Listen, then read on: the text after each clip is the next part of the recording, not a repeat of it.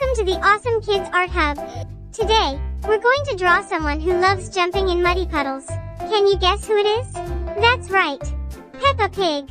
Add her piggy nose just 2 dots. It looks kind of like a hairdryer or maybe a jelly bean that got stretched. Draw a big sideways oval, but don't forget her little snout in the front. Now draw a smile. And a little pink cheek. 2 tiny ears on top, like upside down us. Let's draw a triangle for her dress. And don't forget her stick arms. 2 stick legs and big boots, not just any boots. Muddy puddle jumping boots. Peppa is always smiling.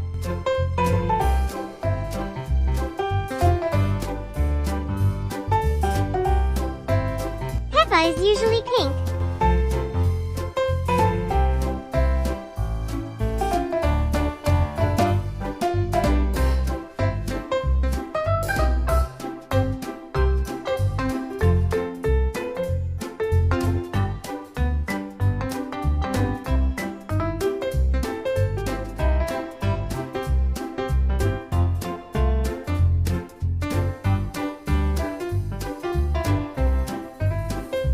Peppa wears a bright red dress.